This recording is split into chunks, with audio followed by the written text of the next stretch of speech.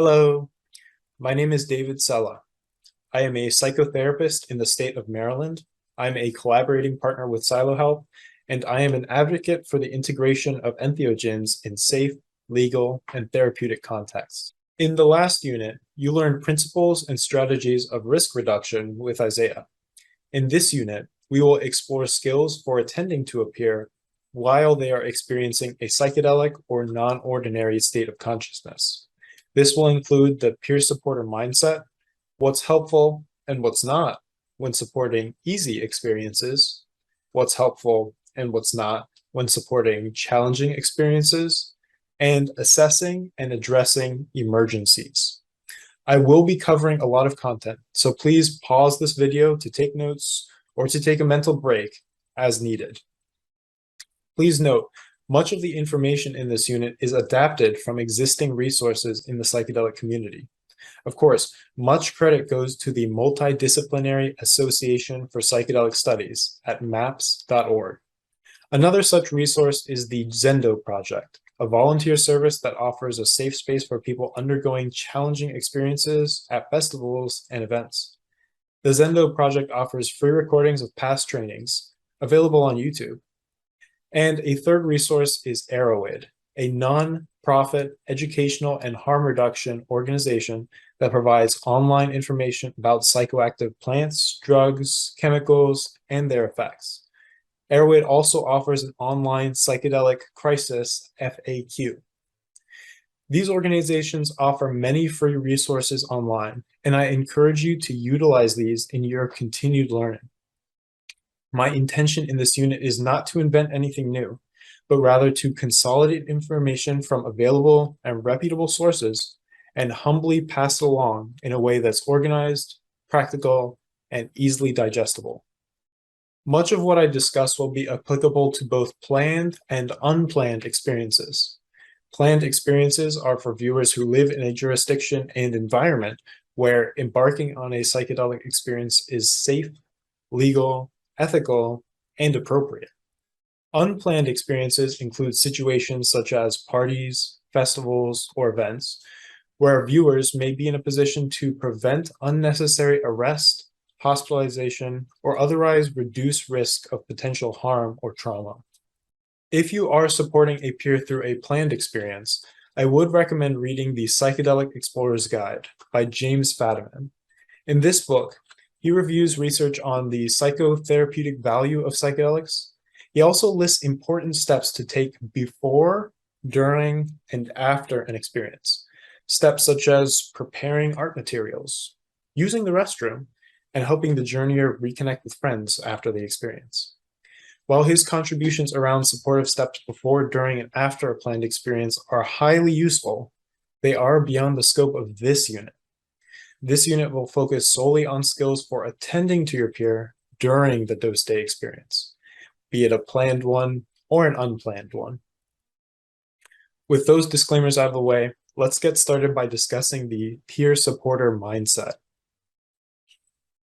I am very intentionally beginning this unit by discussing the peer supporter mindset, rather than jumping straight into supporter skills. We're raised in this culture of always trying to solve more, trying to fix more, trying to do more. And in that paradigm, we're always chasing new skills, new interventions, new tools, new techniques. We're always wondering, what can we add? What can we improve? What can we change? But to quote Frank Herbert, life isn't a problem to be solved, but a reality to be experienced. And while problem-solving attitude is certainly helpful in some contexts, it can really get in the way of simply being present with our friends, families, and peers. Problem solving often impedes empathy and appreciation. And problem solving is often a barrier to the intuitive and innate relationship of simply being a human with another human. For this reason, the work of peer supporting isn't about adding skills or techniques. It's really about doing less. Rather than trying to intervene or change your peer's experience, the work is about allowing your peer's experience to be whatever it already is. Rather than controlling or dominating the experience, it's about allowing your peer's natural process to unfold, all by itself. The peer supporter mindset isn't a mindset of, what can I do? Instead, it's, how can I be? Rather than the mindset of doing to my peer, it's being with my peer. Rather than what can I fix? What can I discover? Rather than being effective, being curious. As one of the core pillars of the Zendo project states, it's about sitting, not guiding. Think about that. In psychedelic culture, there's a lot of emphasis on the intention of the individual embarking on the psychedelic journey. Peer supporters should also consider their own intentions in seeking or doing this kind of work. Take a moment and really think to yourself, what leads you to watch this video right now? Are you interested in becoming a peer supporter because you care deeply about your fellow humans? If so, keep that intention at the center of everything you do, and all the other helpful skills will naturally and effortlessly follow. Are you interested in facilitating change in your peers? If so, ask yourself why you want or need your peers to be different. How would their improvement impact you? Are you interested in leading your peers to similar insights that you've had? If so, consider how this desire of yours might impact your openness or closed offness to their experience. Would this intention help you be more open to discovery or more rigid in your own beliefs? Would this intention make you more flexible in your approach or more dismissive and directive? Is there any part of you that's interested in becoming a peer supporter to feel better about yourself? Consider how taking on a peer supporter role impacts your sense of self. Are you seeking this role as a means of feeling more secure, more important, more powerful? As you really reflect on these questions, you'll probably find your intention dwells in some combination of these things. We all have egos, and we can't just think ourselves out of our intentions. Disowning and pretending our intentions are more altruistic than they really are doesn't make the situation better. It only creates more confusion and fragmentation. So it's important to honestly check in on how your ego impacts how you show up for your peers. Knowing this about yourself will be vital in the delicate balance of peer supporting, the balance between supporting your peers' needs and also managing your own self-care. As an example to illustrate the balance, imagine you have a good friend who find themselves in the unfortunate circumstance of having two broken arms. Imagine they call on you to help them do their grocery shopping. Now, this would be a peer supporter role. In this case, there's their needs and there's your needs. With regard to their needs, they need you to help pull items off the shelf and hold their grocery bags. And your needs, if not managed, could get in the way. For example, if you're feeling hungry, you might be distracted by the smells of the hot bar and be less attentive to their request for help. Or if you're trying to do your own grocery shopping at the same time, you might accidentally mix up your own stuff into their stuff, sending them home with items missing or items they didn't ever want. In the same way, you can't effectively help your peer do their grocery shopping while you're hungry or doing your own shopping, you cannot effectively support a peer through a psychedelic experience when you're busy pursuing your own psychological needs. For example, if you're telling your own story, you will not be attentive to your peers' unfolding experience. Or if you're giving your own advice, you will not be as open to your peers' process of finding their own solutions. Take a moment to reflect on how supporting a peer might trigger your own unmet needs. How would you manage this balance? In a time of crisis, will you be able to stay present for your peers' needs while temporarily setting aside your own? If not, it may be best to continue your own self-exploration and work before trying to support a peer at the same time. When in the role of peer supporter, always check your intentions. Keep asking yourself, am I doing this thing for my peer or for myself? For example, are you asking questions with the intention to support your peers' exploration, or are you trying to lead them to a certain thought? Are you providing knowledge to ease their confusion, or are you trying to make yourself look smart? Are you suggesting some introspective practice to help them relax? Or are you trying to feel more in control, trying to fix them, or trying to feel more enlightened? We'll discuss more examples like this in the next section. When actively supporting a peer, do your best to manage your self-care as unintrusively as possible. Do this by being sober, well-rested, and psychologically prepared for peer supporting. Stay hydrated and be well-fed. If you need to use the restroom, try to do so at a peaceful moment and inform your peer when you will return. Have someone else attend to your peer as needed and if possible. If something triggers you, journal about it and return to it on your own time if possible, or have someone else attend to your peer if needed. Managing your own needs on your own time will also improve your ability to be a supporter. So do your own personal self-exploration, work, reflection, and integration. Cultivate your ability to be present, accepting, and compassionate for all the parts of yourself. This will help you bring the same energy and attention to your peers when you are in a supporter role. So, the following are 6 attitudes which further describe the peer supporter mindset. Again, these are not so much things to do, but more so ways to be.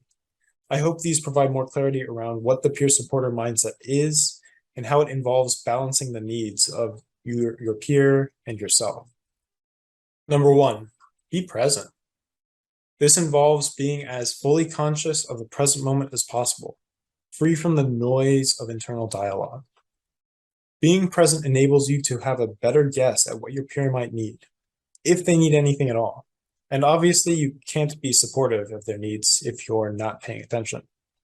For example, if you find your mind wandering to different people, places, or times, gently redirect your attention back to the present moment. Your mental chatter will be there when you're done supporting your peer. Consider using mindfulness practices for staying grounded in the present moment. Number 2, be welcoming. This involves not only being attentive to the present moment, but also being open to and appreciative of however your peer shows up. Avoid preoccupations around how the situation could be different or how you can make it different. Being welcoming creates a container where your peer has permission to experience themselves as fully as possible without external judgment. Think back to a time where you had permission to be vulnerable with a close friend or family member, a time when you had failed something, or maybe a time when you allowed yourself to cry, grieve, rage, or fall apart. And when, in being seen in all your beauty and ugliness, you knew you would still be welcomed by your friend or family member. Such permission to be truly vulnerable is in itself an intensely powerful and healing experience. If your peer indicates they want to sing or dance, welcome them, even invite them to do so.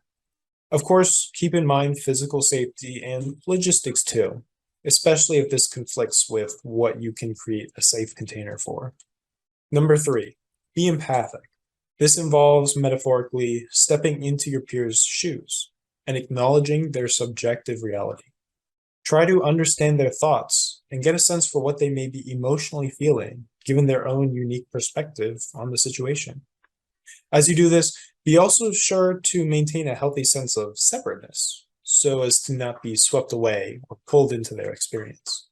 If you're trying to empathize and understand, your peer will likely feel less isolated and alone. Just as with being present, being empathic and understanding also helps you have a better guess at what your peer might need. For example, if your peer begins telling you about their nervousness while awaiting the onset of their experience, consider the context of their subjective reality. What do you know about their history with psychedelics, about their relationship with nervousness? How do you imagine it would feel to be them, there, sharing this with you? Number 4, be real. This involves being genuinely, authentically yourself, with all of your perfectly flawed humanity. Don't pretend to think or feel or be differently than you are. Your peer will be in an intensely vulnerable state, and so being open and accepting of yourself demonstrates to them that this is okay. Additionally, in a psychedelic state, they will likely be hypervigilant to body language and micro expressions. And so being phony wouldn't make it past them anyway. It wouldn't matter how flowery your language is or how many times you use the word grateful. If you're pretending, your peer will probably notice. And so pretending would only create distrust between you two. For example, if your peer is sharing about a past or present experience and suddenly they pause as if distracted by your expression, check in with yourself and be open. Maybe notice what that brought up in you without taking the focus, of course. Number 5, be humble. This involves valuing and respecting your peer as a unique and separate individual who has just as much right to their experience as you. Honor their autonomy and their right to choose to the greatest extent that's possible. Also recognize there's an inherent power differential when you are sober while your peer is in a psychedelic experience. Seek to keep interactions as collaborative and mutual as possible. For example, if you find yourself wanting to guide or direct your peer, remind yourself that you're not in charge of their experience. Ask for permission or preferences before leading them outside, turning up the music, engaging in conversation, or otherwise making changes to their environment or experience. Also be aware of how this shows up in your body language. For example, try to stay at eye level with your peer, as opposed to towering over them in a physically more dominant position. Of course, your level of directiveness will vary drastically depending on the type of situation you're in. For example, consider how you might respond to encountering a peer in a near psychotic state with little or no awareness of walking into a road with heavy traffic. Now consider how you might respond if a peer is fairly grounded of objective reality, but who appears upset or overstimulated by loud music nearby. The degree to which you involve yourself in your peers' decision-making would hopefully be different between these two examples. If you encounter an emergency with immediate risk of physical harm, humility does not matter. Take actions needed to reduce the risk. Please reference the section on assessing and addressing emergencies for more on this topic. Number 6, be calm. This involves being physically relaxed, visually non-distracting, and auditorily quiet. Your peer will likely have a lot of stimuli internally, and they probably don't need you to add to it. Think about how your own inner peace might be affected if you were with somebody who's calmly reading in a recliner versus somebody who's frantically pacing in circles or cackling on a phone call. Being calm makes for a comfortable and peaceful space. Being quiet allows your peer to tune into their own experience. Now, be aware that silence can also create space for anxiety and fear, and unpleasant thoughts and feelings too. If your environment supports this, meditate, color, read, or otherwise keep yourself calm while you're supporting your peer. With the obvious exceptions of emergencies, try to always be quieter than your peer.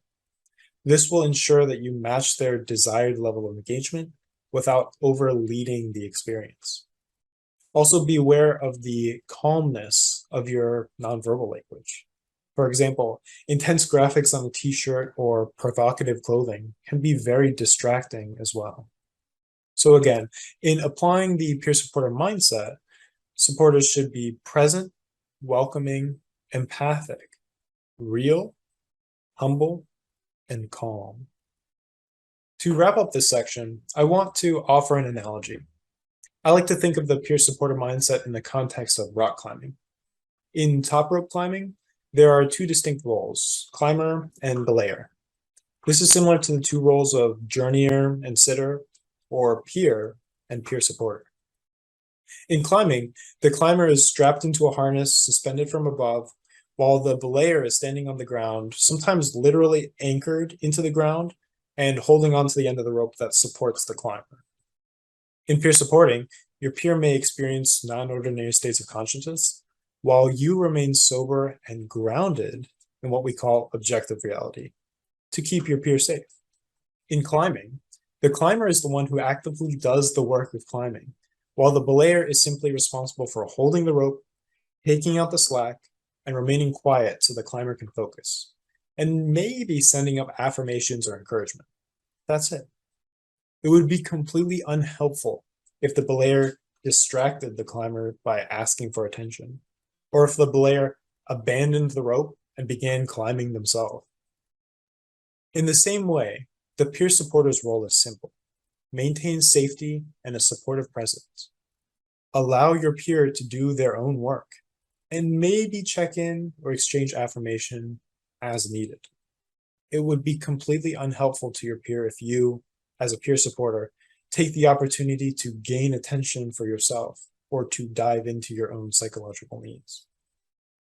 I hope this example provides a more concrete illustration of what makes the peer supporter mindset important and how it might be enacted in practice. Now that we've discussed the peer supporter mindset, let's explore what that mindset might look like in actual practice. This section will focus on how to support a peer through an easy experience, which I'm defining as an experience where your peer feels generally pleasant or adequately supported to persist through any challenge they encounter on their journey. Here are 7 skills that can be helpful when supporting a peer through an easy experience. When used appropriately, all of these skills have the potential to communicate to your peer that you care and support them, that you're interested and curious about their experience, and that it's safe to be vulnerable. Number 1, nothing. Sometimes less is more. If your peer is safe and comfortable in their experience by themselves, then you don't need to do anything. If all you're doing is sitting in silence, and that's all your peer needs, that is perfectly okay. Silence and doing nothing allows your peer the space to delve into their experience internally more fully. You might be able to think back to a time in your own life. Maybe you were grieving or feeling big things, where simply having someone sit with you was meaningful. When supporting a peer, it's not a competition to do as many things as possible. Often just being there is all that's needed. Just be sure that your peer knows they can reach out to you if they need anything. Number 2, provide basic physical assistance. Depending on your peer's dose, they may need help with basic physical tasks. You may also need to kindly remind your peer that they have a physical body which needs to eat, drink, and stay the right temperature. Be available to bring your peer a bottle of water, point them toward a restroom, or operate their phone if needed. Of course, obtain permission before doing anything that might violate your peer's autonomy. Number 3, ask close-ended questions. These are questions that can be answered in a yes or no. If your peer seems anxious, how would you respond? With close-ended questions, you could ask, may I play some calming music? Or, can I get you a blanket? Or, would you like me to stay in the room? All of these questions can be answered with a yes or no. Close-ended questions gather information quickly. This makes them more useful in crisis situations and more usable if your peer is highly activated. Be aware that these questions purposefully oversimplify information, and they leave no room for details. Use close-ended questions to ensure your peer's basic needs are being met, and also use these to ask for permission. Number 4, ask open-ended questions. Now, these are questions that cannot be answered with a yes or no. For example, how are you feeling? Or, what would you like me to do for you? These are open-ended questions. They are all opening the door to a longer conversation.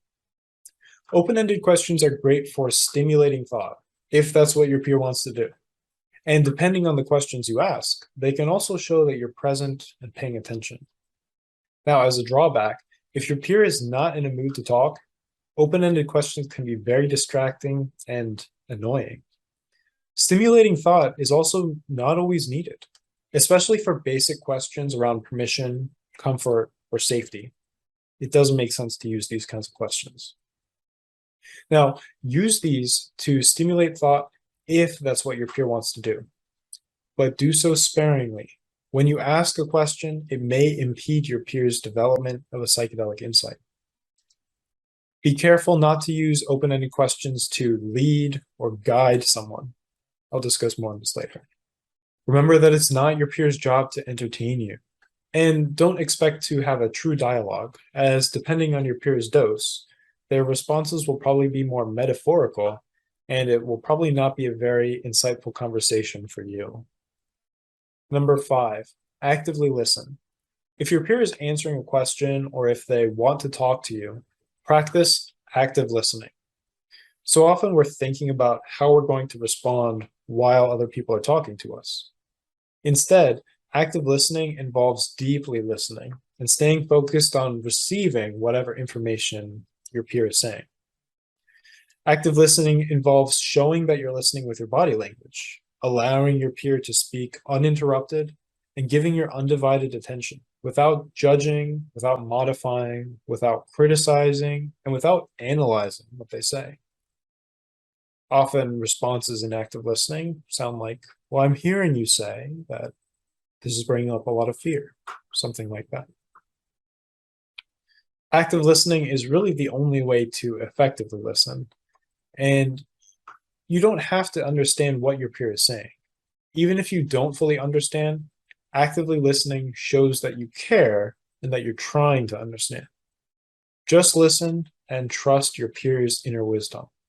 Also be patient if they seem to be struggling. And remember that their head is filled with ideas. Maybe remind them that they'll be able to use words more effectively on the come down. Active listening is a great skill to have for many reasons. If you're not familiar with this term, or if you want a refresher, I highly recommend you search online. There are many resources that go more into depth on this topic. If you have your peer's permission, you can also take notes on what they say or what they do during the experience. Reviewing these notes during the come down or after the experience can help your peer look back and remember their key insights. Number 6, give information.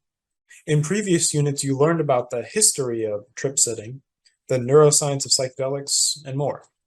This is helpful for answering some peer concerns. For example, if your peer expresses fear of being in a psychedelic state forever, you might reply with kindness and information by saying, I know you're scared.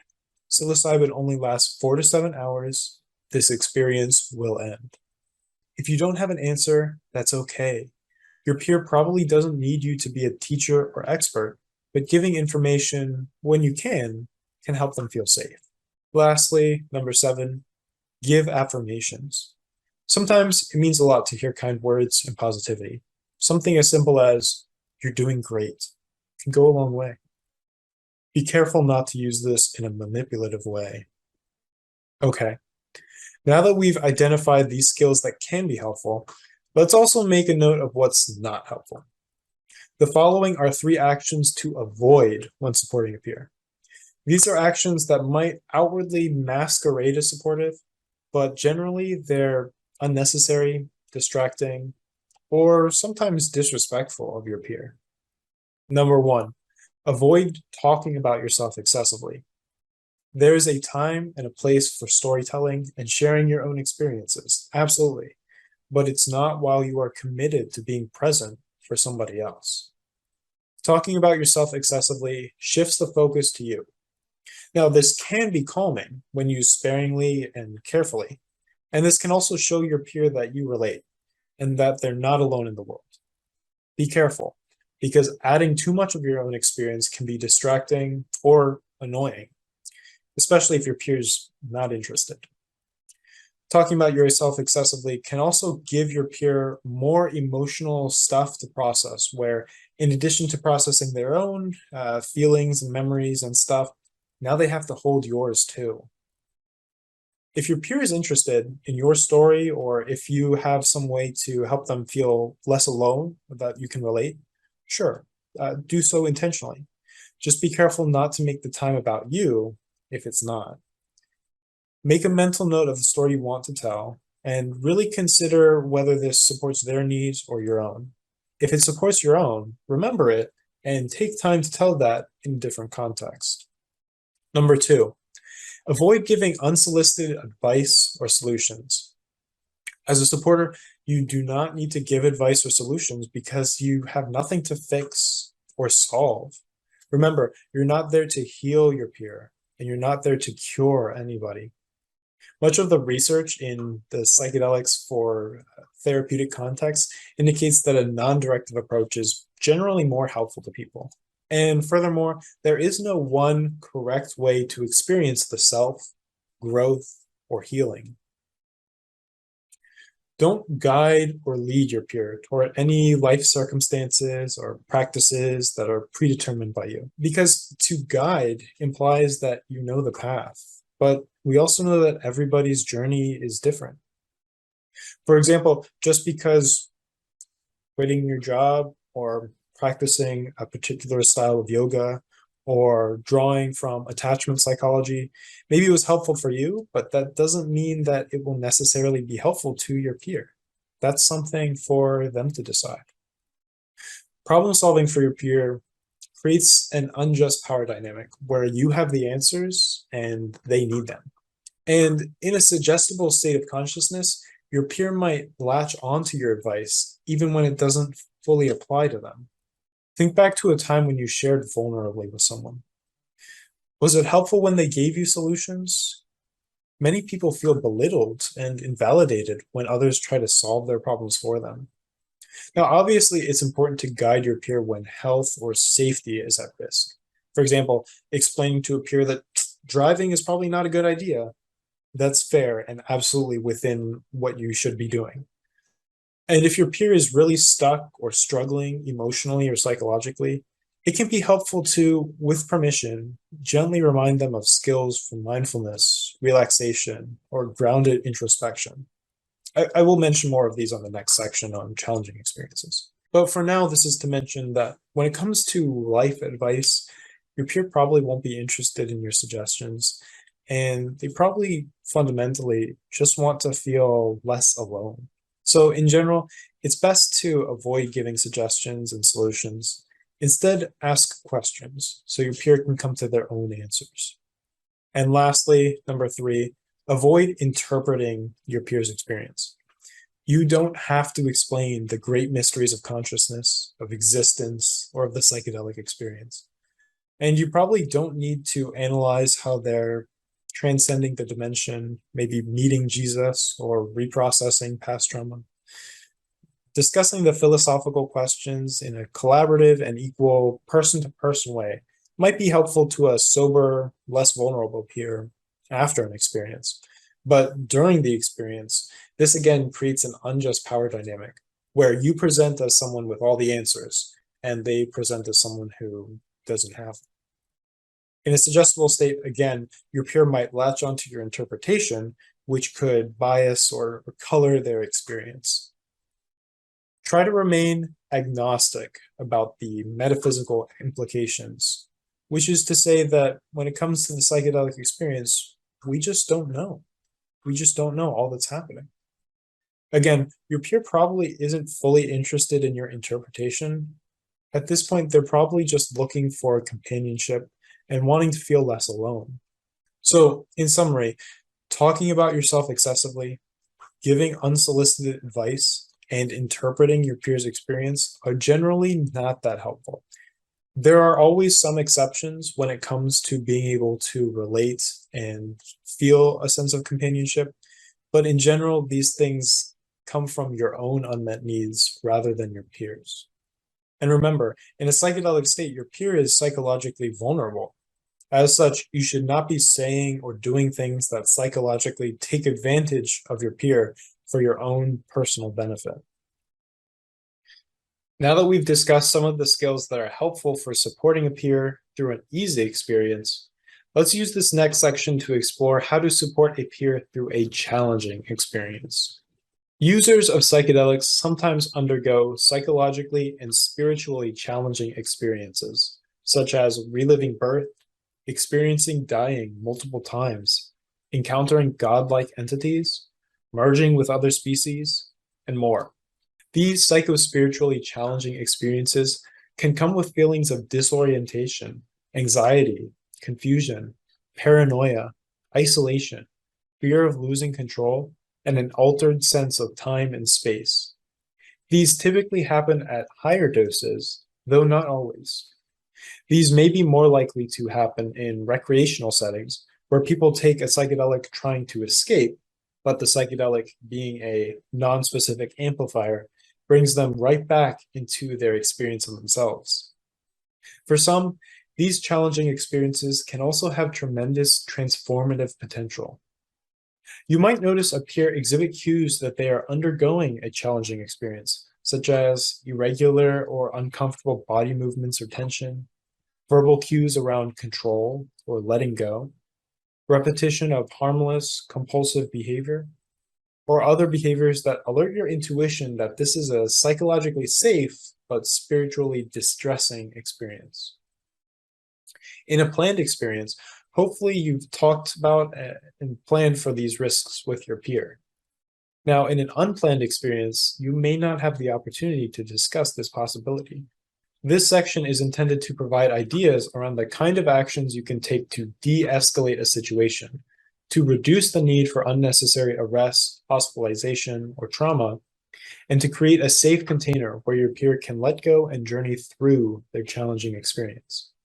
Remember to constantly assess for potential danger to self or others, and immediately call for emergency assistance as needed.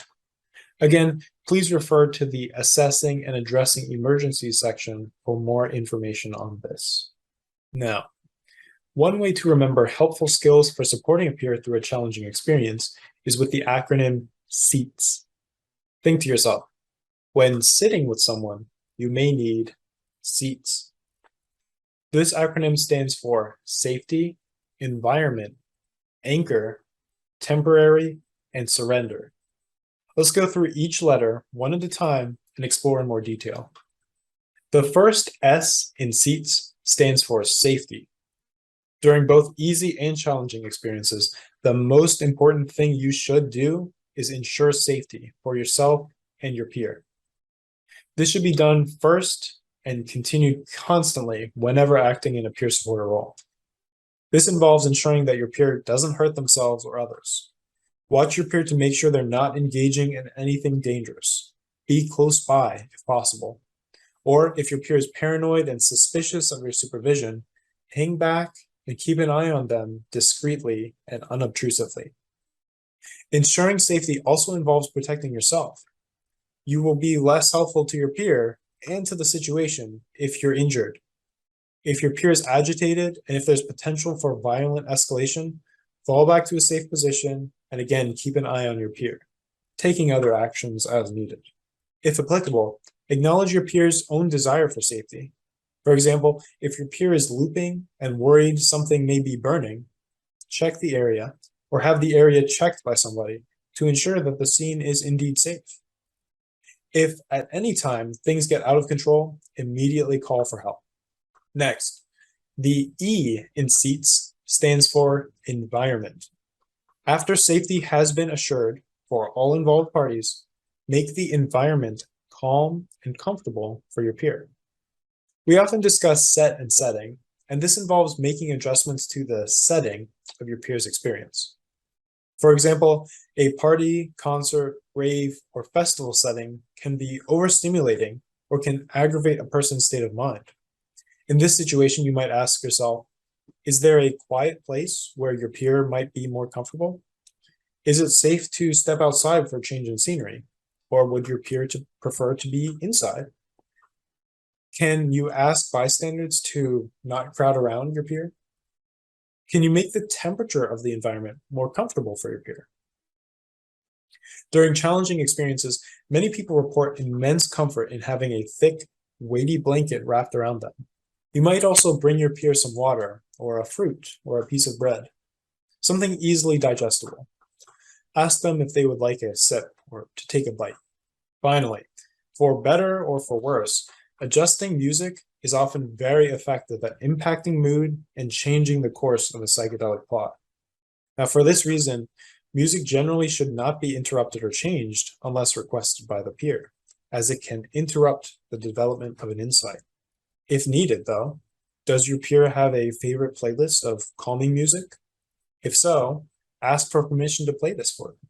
If not, ask for permission to search and stream meditation music on YouTube or any media provider.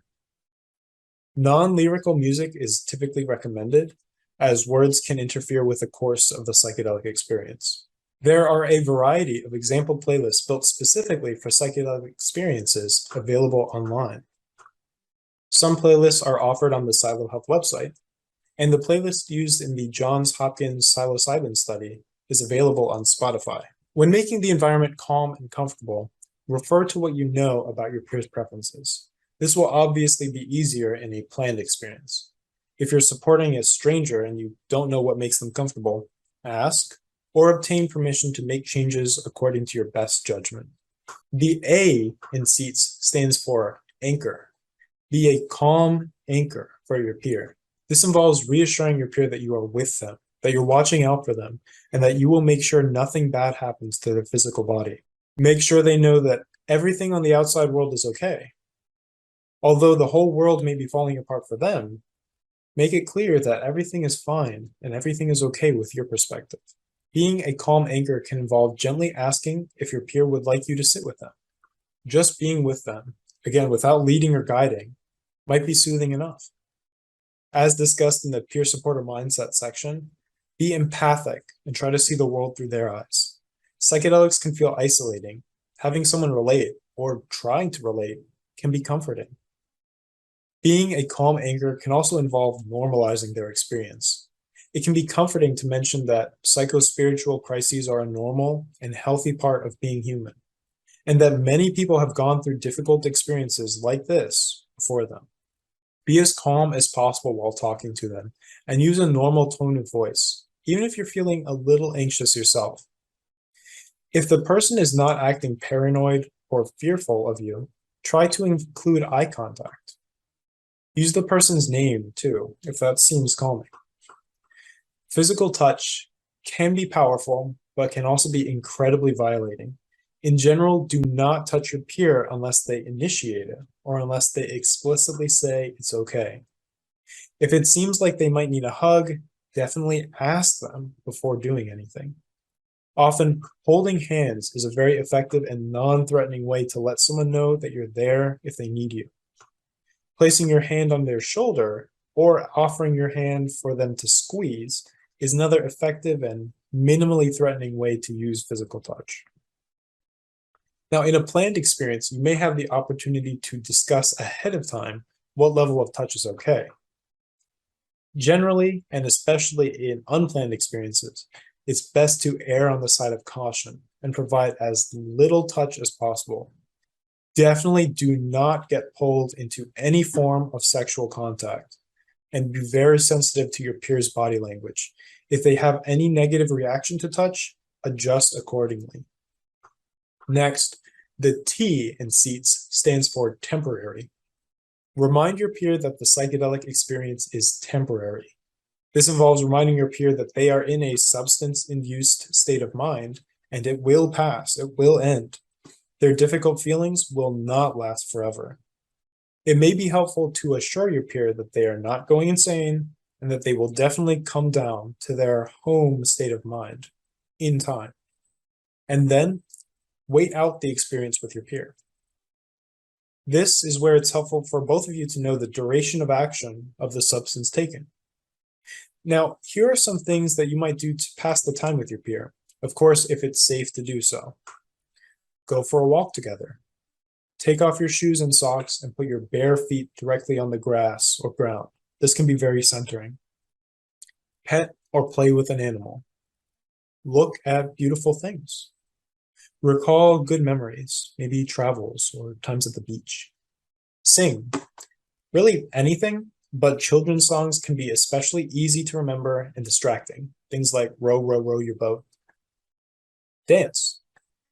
Or you might engage in any other objects, activities, or distractions that help your peer get through the difficult time.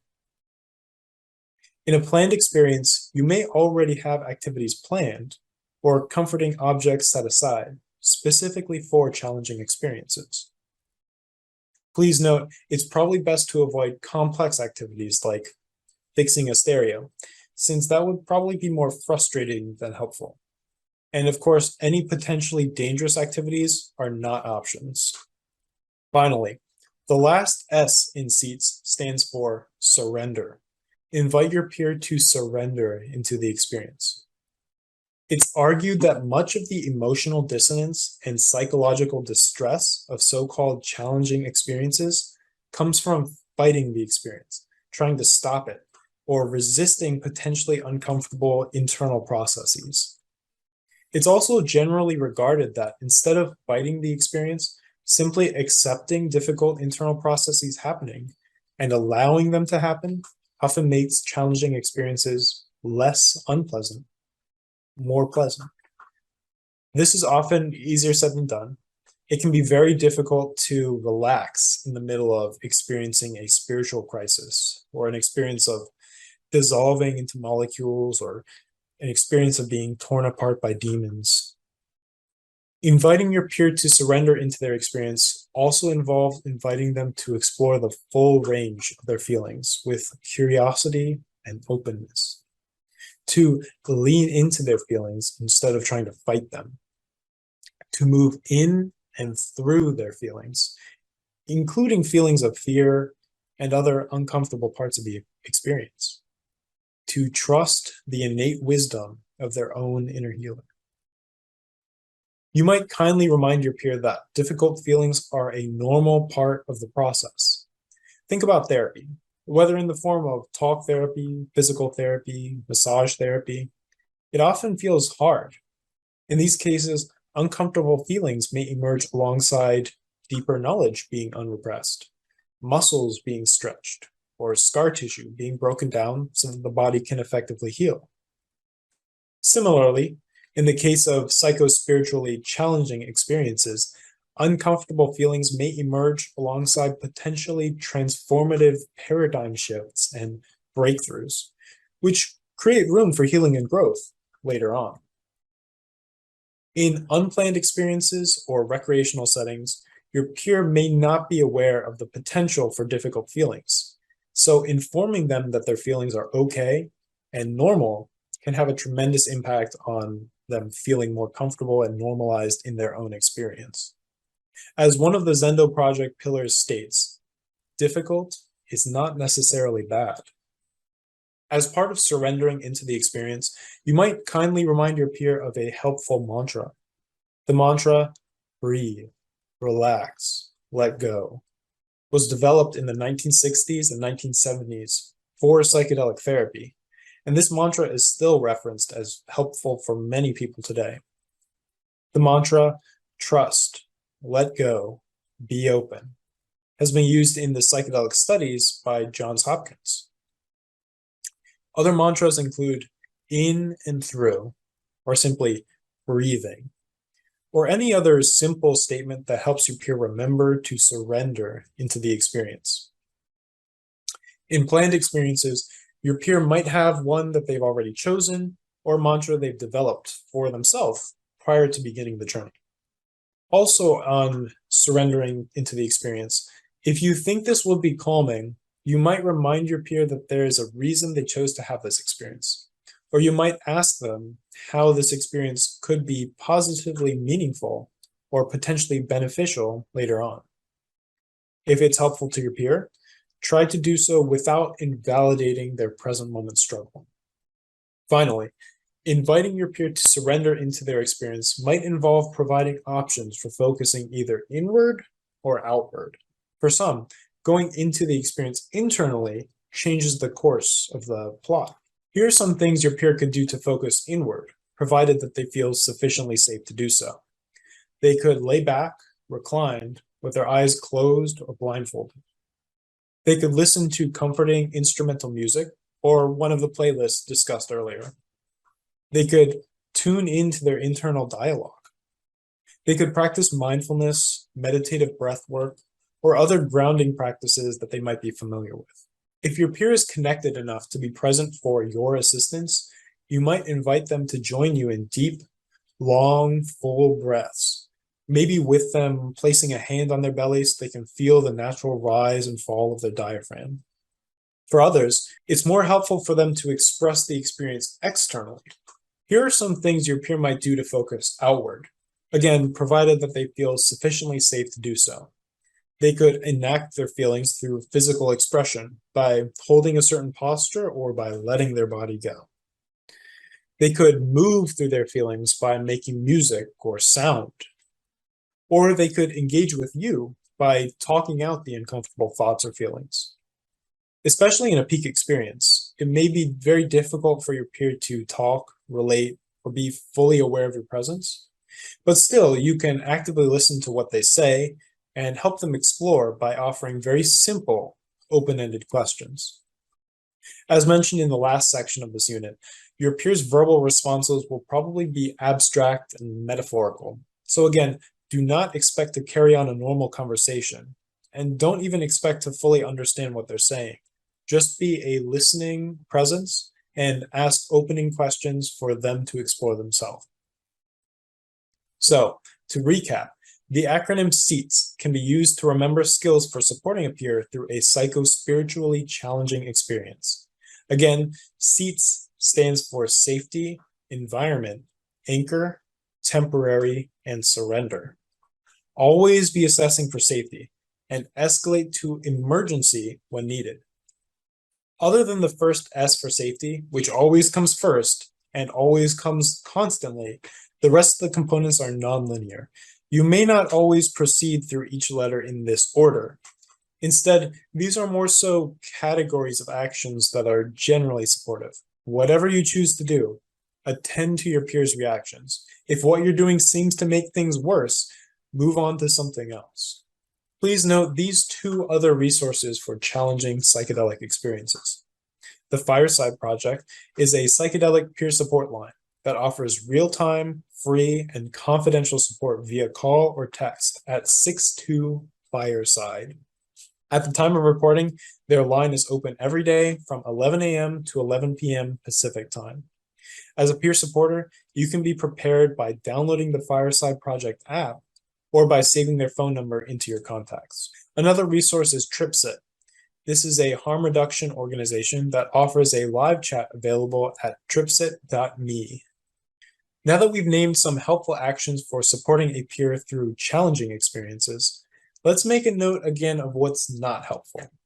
The following are 4 actions that you should not take when supporting a peer through a psycho-spiritually challenging experience. Number 1, do not neglect their autonomy. For example, don't crowd your peer if they seem to want space. Do not touch your peer if they seem to want not to be touched. These things can be highly triggering. As mentioned earlier in the section on the peer supporter mindset, always remain respectful of your peer's autonomy, their needs, and their personal boundaries. Number 2, do not try too hard to talk them down or otherwise get them to come down. Don't put pressure on them to have any particular action or reaction. Commanding someone to calm down has probably never worked, and doing so often makes things worse.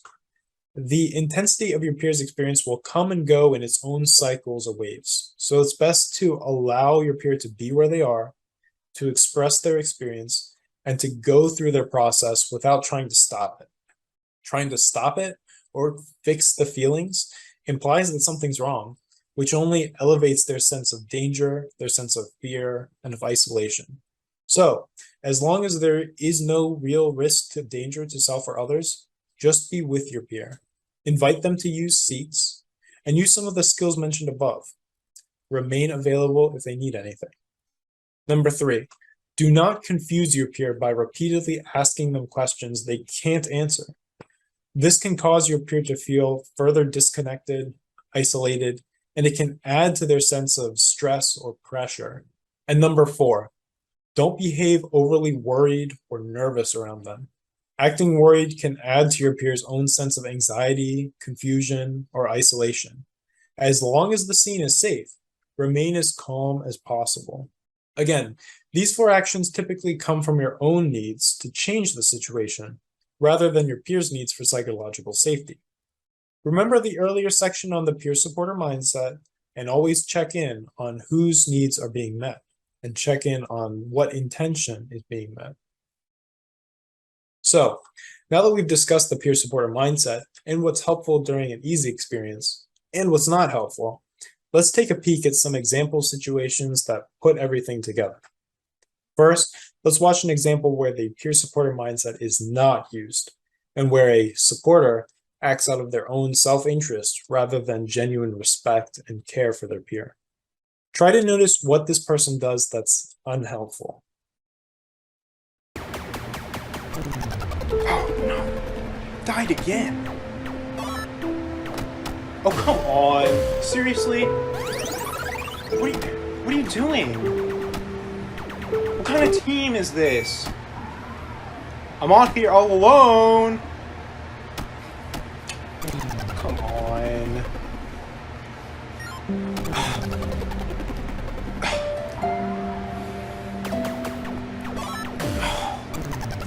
Of course. And now my battery dies. What am I gonna do now?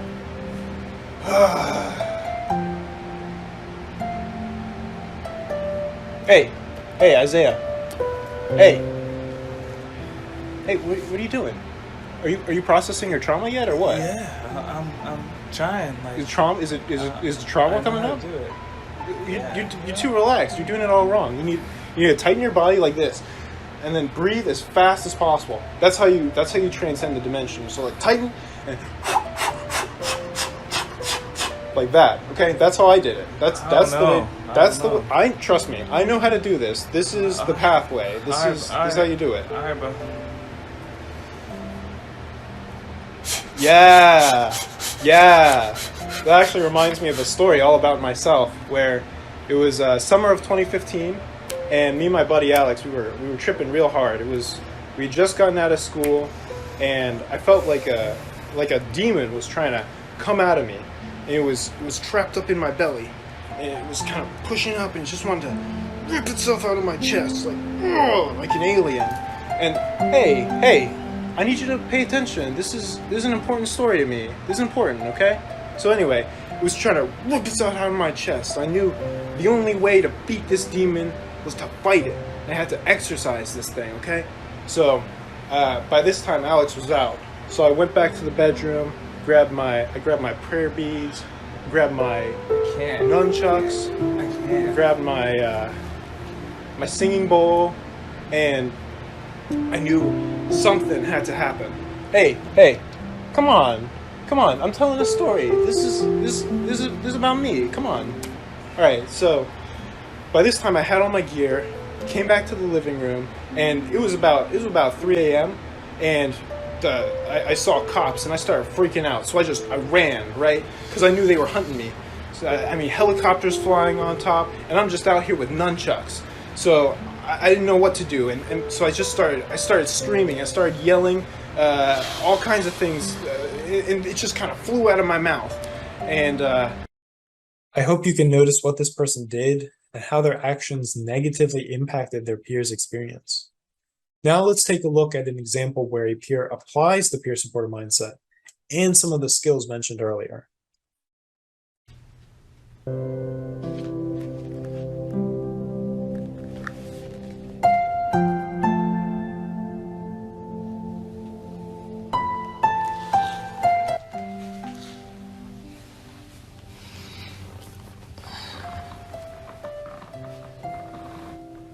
hey,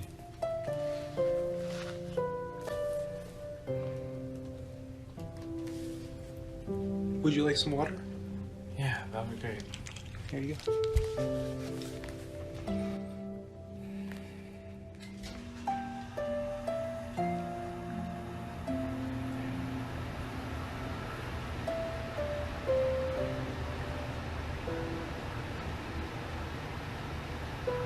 How are you doing? I think I need to pee. Okay.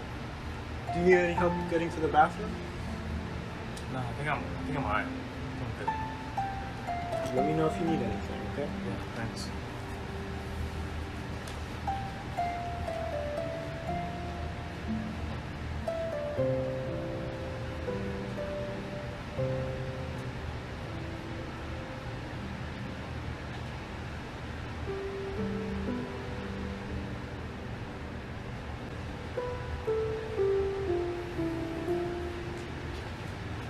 Doing great.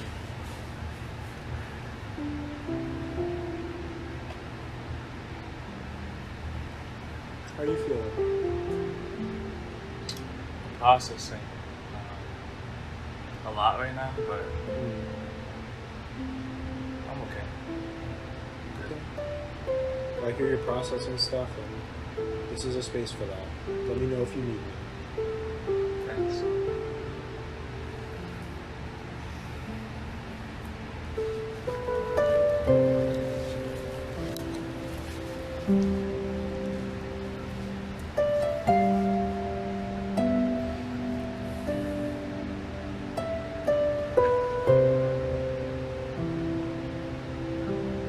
All right. I hope you can notice how in this experience, the supporter didn't need to do much. I invite you to try out this mindset and practice these helpful skills in your own life. It doesn't have to be in a psychedelic experience. This could also be applicable if a friend or family member falls ill, or if they tell you they had a hard day. Maybe you can try to set your ego and agenda aside for just a few minutes and really be present with their feelings and attend to their needs. This would be helpful practice for supporting a peer through a psychedelic experience. And in the meantime, you might notice improvements to your relationships as well. So, we've now discussed what's helpful during challenging experiences and what's not. Let's again look at some examples that put these things together. First, let's watch an example where a supporter does not use the elements of seats, and where they might make the challenging experience more difficult. Try to notice how the supporter's actions negatively impact their peer.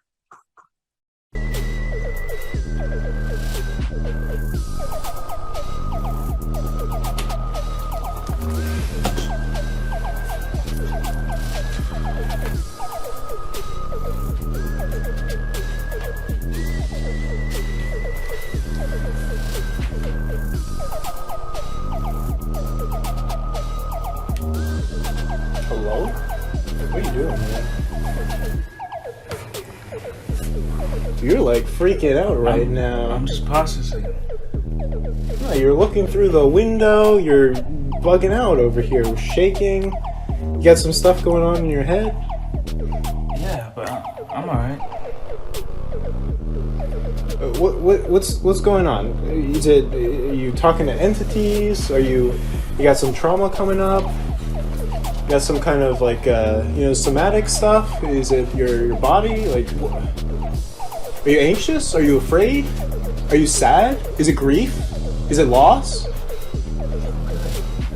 I'm processing. You feel like you're dying or something? You need to calm down. Just chill out, okay? Chill out, man. You're not chilling out. You're doing the opposite. You're shaking. What is this? You need to calm down. Calm down, right? Here, come on. Just let go of me. Calm down. I'm good. Chill out, dude. Chill out. Hopefully you can identify some specific actions that this supporter took which worsened the situation. Now, let's take a look at an example where the supporter remains calm and uses seats.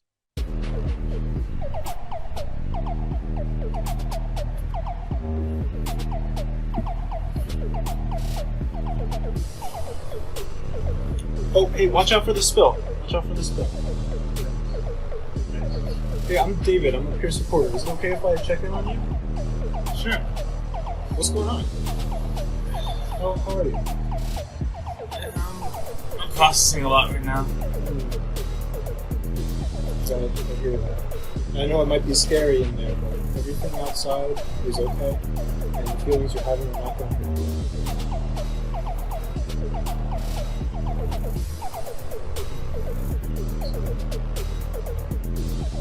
It's actually kind of loud in here. Do you want to maybe take a step outside, go to the backyard, and get some fresh air? Let's do that. Thanks.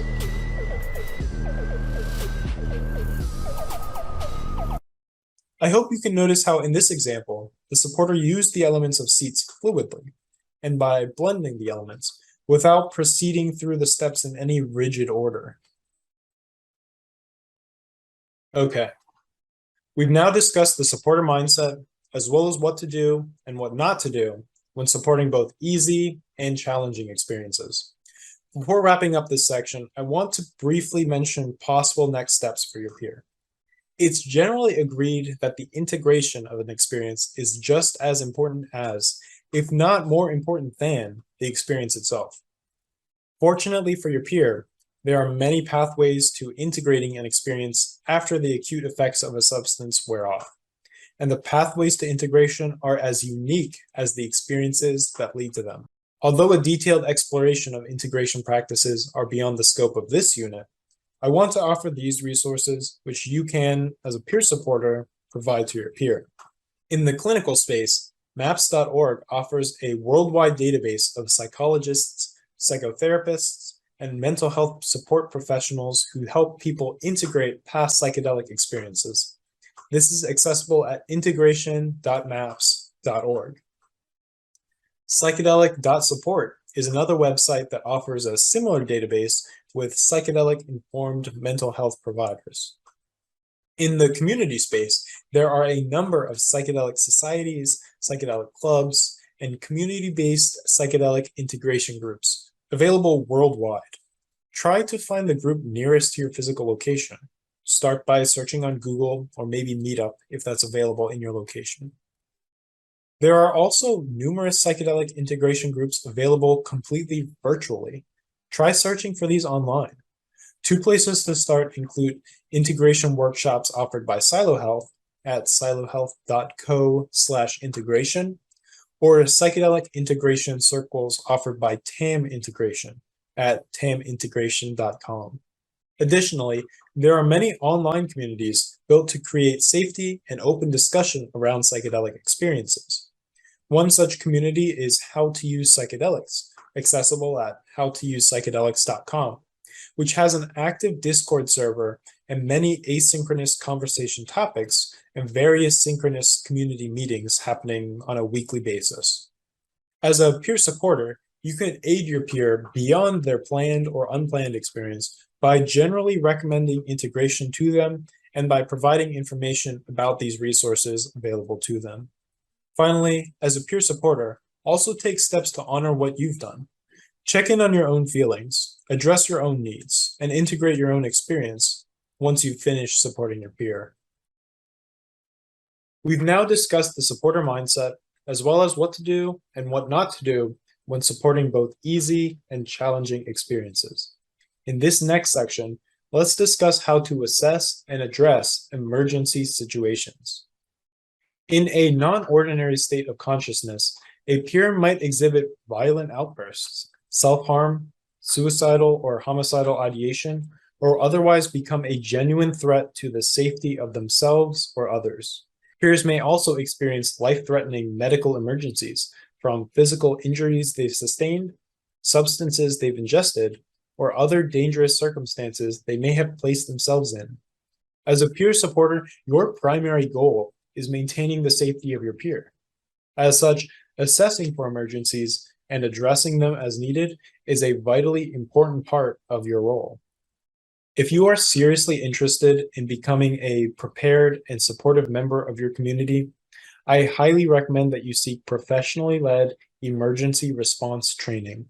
The American Red Cross Association offers a course on adult, child, and baby first aid, CPR, and AED. At the time of recording, this course is available in online format for $35 at redcross.org under the Training and Certification tab. Knowledge of basic first aid, CPR, and AED is an absolute minimum for dedicated peer supporters. I encourage you to also take an in-person emergency response class so you can physically practice first aid, CPR, and AED application. If you live within the United States, you can also use redcross.org to search for a local in-person class. For now, in this section, let's explore one basic procedure for assessing and addressing emergencies. Please note that what follows is by no means a comprehensive assessment tool, nor is it a complete guide to emergency response. In creating this section, I reviewed multiple different sources and I consulted with an emergency medical professional.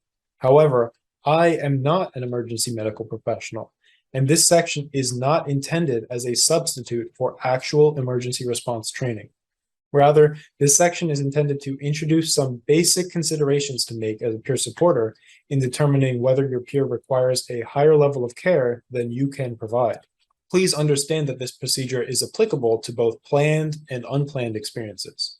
In both situations, you should be constantly assessing for emergencies in the background of everything you do. If at any time the situation becomes an emergency, take appropriate follow-up actions as needed. In any situation, first, check the scene for safety. If you are supporting a peer through a planned experience, this should be done continuously. If you arrive on the scene of an unplanned experience, do this before anything else. For example, if you're at a concert and you encounter a peer who seems to have fallen, ensure that the ground is safe before approaching them. Are there any spills? Also check the scene for electrocution hazards, fire hazards, traffic, toxic gas. If you rush into an unsafe scene, you risk being injured yourself, which is not helpful to anybody. If the scene is unsafe, immediately call for help. Next, if the scene is safe, check your peer's level of consciousness. During a planned experience, again, this should be noted continually. During an unplanned experience, do this after initially checking the scene and continuously afterward. You can also track your peer's level of consciousness with the AVPU scale, which stands for alert, voice, pain, unresponsive. Regarding alertness, is your peer alert and fully awake? Do they have open eyes? Are they responsive to voice? Do they have bodily motor function? When specifically assessing for non-ordinary states of consciousness, gather information on how far out they are. Do they know who they are? Do they know what their name is? Do they know where they are? Do they know what time of day it is or what day of the week it is? Do they know that they ingested a psychoactive drug? Regarding voice, are they responsive to voice? If you provide verbal stimuli and try to talk to them, do they move their eyes, grunt, move a limb when directed? If your peer is not responsive to voice, immediately call for help. Regarding pain, are they at all responsive to pain? When assessing responsiveness to pain, do not shake your peer, as this could exacerbate any possible injury. Instead, pinch the skin behind their elbow, or close your hand into a fist and rub your knuckles on their sternum. Do they respond? If your peer is not responsive to pain, immediately call for help. And regarding unresponsiveness, are they completely unresponsive? Do they make no response, eye, voice, motor, to voice or pain? If your peer is not responsive at all, immediately call for help. If your peer's level of consciousness with the AVPU scale indicates your peer is alert and responsive, check for potential risk toward themselves and others. Is there reasonably likely risk that they might hurt themselves, either intentionally or by accident? Will they get into a car and drive? Will they otherwise place themselves in a dangerous circumstance? Do you believe they might attempt suicide? If the answer is yes to any of these questions, immediately call for help. Will they likely hurt others, either intentionally or by accident? Are they agitated, violent, or acting threateningly to others? Will they attack someone? Do you believe they might attempt homicide? If the answer is yes to any of these questions, immediately call for help. If your peer does not present an immediate risk of intentionally or accidentally harming themselves or others, next, continue gathering information as needed. During a planned experience, you may already have all the information you need at this point to determine whether this is an emergency. However, if you are arriving on the scene of an unplanned experience, be it at a house party, festival, or concert, there may be more factors important for you to assess. If you opt to gather more information directly from your peer, begin by introducing yourself. Say your name, what brings you to the situation, and what you can do to aid. Ask for permission to ask some questions. Although a person under the influence of a psychedelic may not legally be able to consent, it's best practice to ask for permission before trying to help. Alternatively, it may be easier to ask these questions to friends or nearby bystanders rather than trying to get this information out of the peer experiencing distress. However, you should not leave the peer alone while collecting information, as the situation may worsen while you are away. You can remember relevant information to assess with the mnemonic SAMPLE, which stands for signs and symptoms, allergies, medications, pertinent medical history, last oral intake, and events. Regarding signs and symptoms, what seems to be the issue? Are they having mental, emotional, psychological, or spiritual distress? Do they seem overly scared, depressed, or angry? Are they having mood swings, negative thought loops, panic attacks? Are they awake but withdrawn? Also keep in mind the symptoms of serotonin syndrome, which Saad mentioned in his earlier unit, including seizures, extreme hyperthermia, mental status changes, muscle rigidity, and extreme or fluctuating vital signs. If the signs and symptoms indicate a medical emergency, immediately call for help. Next, regarding allergies, does your peer have any allergies to medications, foods, or animals? If your peer is having an allergic reaction, immediately call for help. Regarding medications, is your peer on any medications, supplements, or homeopathic formulations? What drugs or substances did they take? Also, what form did they take the substance in? Was it oral, smoked, injected? How much did they take? When did they take it? Look for signs of what they took. Severe jaw tension is usually associated with MDMA or other stimulants. Watch for eye wiggles, which is also a sign of stimulant look. Look for sweating and watch for chills. If your peer is profoundly intoxicated with alcohol and cannot maintain consciousness, this creates additional hazards such as vomiting risk that warrants the need for EMS. Tripsit.me offers a guide to drug combinations, which indicates potential synergies, risks, and dangers in combining some substances. If your peer is experiencing dangerous effects from a substance taken, or maybe effects from medication not taken, immediately call for help. Regarding pertinent medical history, has your peer had any relevant recent illnesses, injuries, or medical treatments? Do they have a history of this type or similar problems? If your peer's medical history indicates a present emergency, immediately call for help. Regarding last oral intake, when did the person last eat? Drink water? Is that normal for this person? If your peer is experiencing dehydration or another intake-related emergency, immediately call for help. Finally, regarding events, what led up to this issue? Who are they? How did they get here? Are they with friends or do they have friends nearby? Are they traveling or do they live nearby? If the recent events indicate that this is a medical emergency, immediately call for help. Gathering as much information as possible will help you act appropriately and minimize the likelihood of critical errors. If any of the information gathered via sample indicates immediate or potential danger, for example, if you have reason to believe your peer is experiencing an allergic reaction, severe dehydration, or any other serious medical concern, immediately call for help. By this point in the assessment process, you should have enough information to determine whether this is an emergency. Distinguishing between emergencies and non-emergencies is vitally important because appropriate actions vary greatly between the two situations. When assessing the severity of the situation, take the safest route. For example, if you're unsure whether there is a potential threat of physical harm, handle the situation as if there is. Would you rather be wrong by calling for too much care or be wrong by calling for too little? Although escalating an emergency to professionals can be a difficult decision, this is a life-threatening event. The consequences of calling in professional help will be far less severe than the consequences of losing a life. Calling for professionals early can ensure that medical attention or other support is not delayed when needed. Obviously, de-escalating psychologically and spiritually challenging experiences is ideal. However, if your peer is not medically stable, not psychiatrically safe, or if their physical body is not working well enough to keep them alive, then this situation is beyond the scope of peer support, and they need to be escalated to EMS. Whenever deciding what action to take, Remember to stay calm and as clear-headed as possible.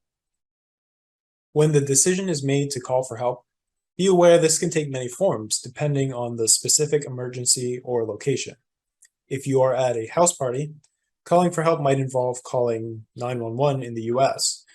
This might also involve getting the music turned off, getting an announcement made to locate the peer's friends. In a planned experience, this might involve calling your peer's emergency contacts, in addition to any needed professionals. While waiting for EMS to arrive, you might call for a resident or neighbor with some emergency experience. The more experience or training a person has, the better. But someone with some Red Cross training is better than someone who has no knowledge of any first aid. If you are at a festival or event, calling for help might involve sending someone to retrieve medical staff available on site.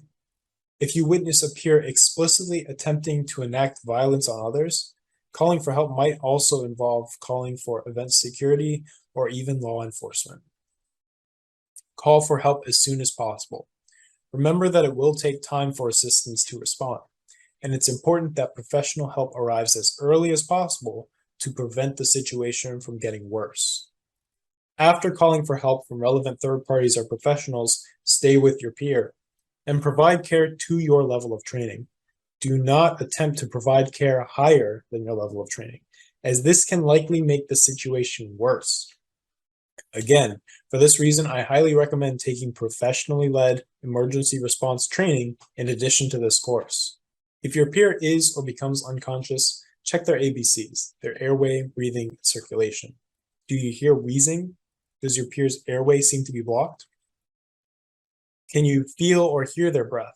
Do you see their chest rising or falling? Do they have decreased respiration or accelerated respiration? Is their skin discolored? For checking your peer's circulation, try to feel their pulse. Is their heart rate slow, less than 60 beats per minute, irregular or rapid, greater than 60 beats per minute? If their heart is not beating, CPR can be performed by someone certified to do so. At this point, since your peer is unresponsive, you should already be on the phone with 911, and the dispatcher may be able to guide you through giving CPR if you live within the United States. If your peer is unresponsive and vomiting, you may turn them on their side in what's called recovery position, if you are trained to do so. This reduces the likelihood of aspiration by allowing vomit to flow out of their mouth. If your peer is seizing, loosen any clothing, cushion and support their body to prevent injury and choking. Seizing can be very serious, and there are more risks when they last longer or appear more frequently. In the worst cases, they can cause permanent brain damage. Do not administer any drugs. Unless you are some form of prescriber, such as a psychiatrist or psychiatric nurse, and your peer is legally in your medical care at the time of the emergency, which is highly unlikely for most peer supporters, you should not be providing any substances. Lastly, after calling for help, you might also prepare for needed professionals to arrive on the scene. This might involve clearing space for emergency vehicles and possibly police officers. If possible, you might attempt to store a sample of the substance your peer took as a toxicology sample. In summary, if the scene is or becomes unsafe, if your peer is or becomes anything less than alert and responsive, if your peer presents a likely risk of hurting themselves or others, either intentionally or by accident, or if any other information gathered indicates an immediate or potential danger, then this situation is an emergency and requires medical attention or involvement of third parties. Immediately call for help, then provide care to your level of training and provide for the arrival of medical personnel. If, on the other hand, your peer presents with only signs of a non-ordinary state of consciousness or a psychospiritually challenging experiences with absolutely no indications of immediate or potential danger to self or others, then the situation may not be an emergency. In this case, apply the supporter mindset and the supportive skills discussed earlier in this unit, and continuously assess for changes, as this situation may become an emergency later. If you live within the United States, you should have access to resources including 911 and your local crisis hotline. but please recognize these resources may be less understanding in instances of non-ordinary states of consciousness. Although life-threatening emergencies are rare in planned experiences, they still can happen. If you are in a position of planning, have conversations before the experience about what your peer would like you to do in the event of emergency. This can feel strange to talk about, but it's a vital part of your role in maintaining your peer's physical safety. In regard to unplanned experiences, assessing crisis situations and taking appropriate actions defines your role in reducing the risk of potential harm. If you made it this far, thank you for tuning in. This has been my unit on attending to your peer. First, we discussed the peer supporter mindset, including the importance of checking your own intentions and balancing your peer's needs with your own self-care.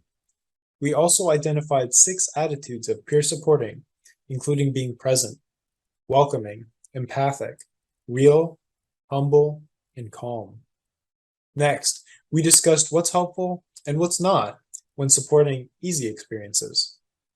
Helpful skills include doing nothing, providing basic physical assistance, asking close-ended questions, asking open-ended questions, actively listening, giving information, and giving affirmations.